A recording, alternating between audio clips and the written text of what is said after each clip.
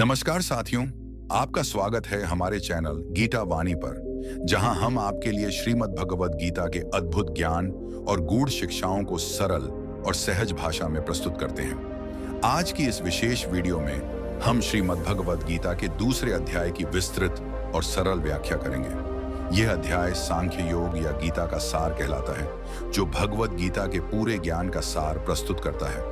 अक्सर जब हम जीवन में कठिनाइयों से घिर जाते हैं तो हमें दिशा की आवश्यकता होती है। ऐसे समय में भगवद गीता का यह अध्याय हमें सिखाता है कि कैसे हम अपनी आत्मा की शक्ति को पहचान कर अपने कर्मों को सही दिशा में आगे बढ़ा सकते हैं। तो चलिए ज्ञान के इस सागर में गोता लगाते हैं। इससे पहले कि हम शुरुआत करें, कृपया हमारे चैनल गीता वाणी को सब्सक्राइब करें और घंटी के आइकन को दबाएं, ताकि आपको हमारी आने वाली हर प्रेरणादायक और ज्ञानवर्धक वीडियो का नोटिफिकेशन मिल सके। इस दूसरे अध्याय में श्री कृष्ण और अर्जुन के बीच एक महत्वपूर्ण संवाद होता है। पहले अध्याय में हमने देखा कि अर्जुन, जो कुरुक्षेत्र के युद्ध में अपने सगे संबंधियों को युद्ध के लिए तैयार देख निराश और हताश हो गए थे, अब इस अध्याय में वे भगवान श्री कृष्ण से मार्गदर्शन की याचना करते हैं। ये वही क्षण है जब अर्जुन ने अपने जीवन की सबसे बड़ी चुनौती का सामना किया और अपने गुरु श्री कृष्ण से सही मार्गदर्शन की अपील की। भगवान श्री कृष्ण ने अर्जुन को जो ज्ञान दिया, वह आज भी हमारे जीवन की हर परिस्थिति में मार्गदर्शक है। अर्जुन की दुविधा और श्री कृष्ण का मार्गदर्शन। अर्जुन की हताशा और दुविधा के समय भगवान श्री कृष्ण ने उन्हें समझाया कि यह शरीर नश्वर है, लेकिन आत्मा अमर है। अर्जुन, जो अपने प्रियजनों को मारने के भय से विचलित हो गए थे, उन्हें श्री कृष्ण ने यह बताया कि हम केवल शरीर नहीं बल्कि आत्मा है। जैसे पुराने वस्त्र बदलकर नए वस्त्र धारण किए जाते हैं, वैसे ही आत्मा भी एक शरीर को छोड़कर दूसरा धारण करती है। भगवान श्री कृष्ण ने कहा, हे पार्थ, यह आत्मा अविनाशी है। इसे न तो जल से भिगोया जा सकता है, न अग्नि से जलाया जा सकता है, न वायु से सुखाया जा सकता है। यह आत्मा तो शाश्वत, अचल और नित्य है, अतः किसी भी स्थिति में इसे नष्ट नहीं किया जा सकता। यह शिक्षा हमें बताती है कि मृत्यु केवल एक शरीर की होती है, आत्मा नहीं मरती। हमें अपने कर्मों का पालन करते समय इस बात को समझना चाहिए कि हम इस जीवन में जो भी करें, वह हमारी आत्मा के विकास के लिए है। भाग 2, कर्म योग की महिमा। श्री कृष्ण ने अर्जुन को कर्म योग के महत्व को समझाते हुए बताया, कर्मण्येवाधिकारस्ते मां फलेषु कदाचन मां कर्म फल हेतुर्भूर्मा ते संगोस्त्व कर्मणि। अर्थात तुम्हें अपने कर्म करने का अधिकार है, लेकिन उसके फल पर नहीं। कर्मों के फल की चिंता छोड़कर अपना कर्तव्य निभाओ।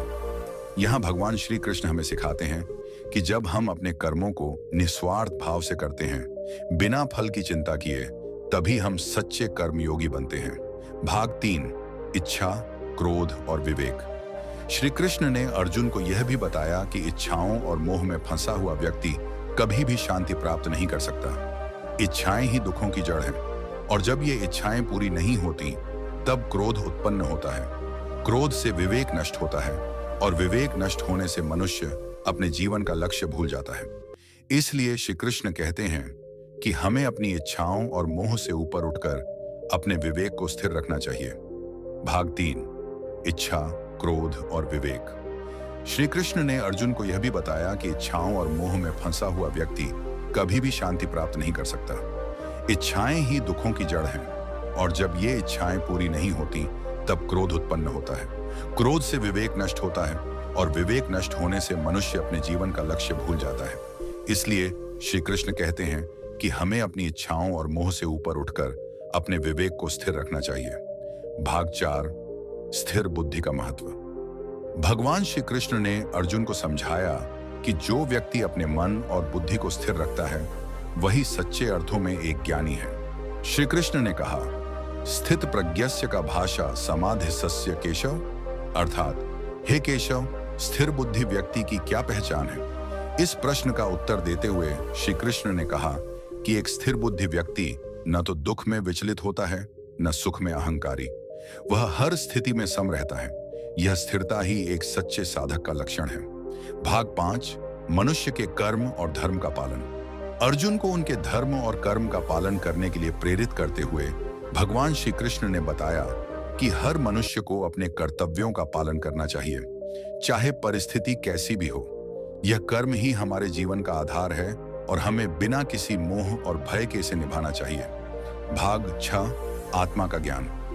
दूसरे अध्याय में श्री कृष्ण ने आत्मा के शाश्वत और अविनाशी स्वरूप को समझाते हुए बताया कि आत्मा अजर, अमर और अविनाशी है। वह जन्म और मृत्यु के बंधन से मुक्त है। यह ज्ञान हमें यह समझाता है कि जीवन की चुनौतियों और कठिनाइयों से घबराने की बजाय हमें अपनी आत्मा की शक्ति को पहचान कर अपने कर्तव्यों का पालन करना चाहिए।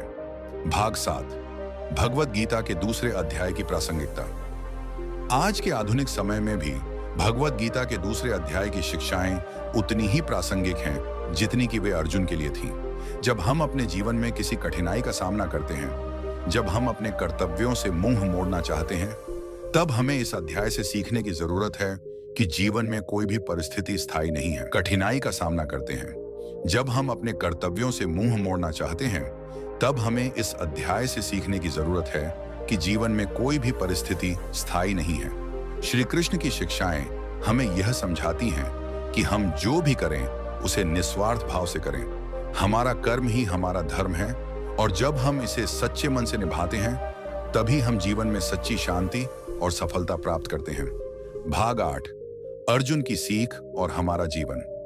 अर्जुन के संदेह, प्रश्न और उनके समाधान को जब हम अपने जीवन में लागू करते हैं, तो हम पाते हैं कि जीवन के हर पहलू में गीता की शिक्षाएं हमें मार्गदर्शन देती हैं। जब भी हम किसी निर्णय के चौराहे पर खड़े होते हैं, तब गीता के दूसरे अध्याय की ये शिक्षाएं हमें सही दिशा दिखाती हैं। तो साथियों, श्रीमद् भगवद गीता के दूसरे अध्याय से हमें एक बहुत ही महत्वपूर्ण शिक्षा मिलती है। धैर्य, शांति और कर्तव्य परायणता ही जीवन का असली मार्ग है। जो व्यक्ति अपने मन को स्थिर रखता है, इच्छाओं के गुलाम नहीं बनता और अपने कर्तव्यों का पालन करता है, वही सच्ची शांति प्राप्त करता है। कभी भी अपने जीवन में किसी भी चुनौती से डरे नहीं। भगवान श्री कृष्ण ने अर्जुन को यह संदेश दिया कि जब भी हम अपने कर्तव्यों का पालन करते हैं, ईश्वर हमारी हर समस्या का समाधान स्वयं कर देते हैं। तो दोस्तों, यदि आप भी अपने जीवन में किसी चुनौती का सामना कर रहे हैं, तो श्रीमद् भगवद गीता के इस महान ज्ञान को अपनाएं और अपने जीवन को एक नई दिशा दें। याद रखें, जो होता है वह अच्छे के लिए होता है। अपने कर्तव्यों का पालन करें, इच्छाओं को त्यागें और अपने मन को स्थिर रखें। जब हम सच्चे अर्थों में अपने कर्तव्यों का पालन करते हैं, तो सफलता अपने आप हमारी ओर खींच आती है। यदि इस वीडियो से आपको कुछ भी सीखने को मिला है, तो इसे लाइक करें, अपने विचार कमेंट में लिखें और इस चैनल गीता वाणी को सब्सक्राइब करना न भूलें। हम आपके लिए भगवद गीता की ऐसी ही अमूल्य शिक्षाएं और प्रेरणादायक कहानियां लाते रहेंगे। अंतिम प्रेरणादायक संदेश। जीवन में हर कठिनाई एक नए अवसर का संकेत है। जो लोग धैर्य, कर्म और विश्वास के साथ आगे बढ़ते हैं, वे ही असली विजेता बनते हैं। अपनी आत्मा की शक्ति को पहचानें और जीवन के हर संघर्ष को एक नई उम्मीद के साथ स्वीकार करें। याद रखें, भगवान कभी किसी का साथ नहीं छोड़ते। तो साथियों, अगली बार जब हम श्रीमद् भगवद गीता के अगले अध्याय की शिक्षाओं को समझने के लिए मिलेंगे, तब तक अपने जीवन में इन महान सिद्धांतों को अपनाकर देखें।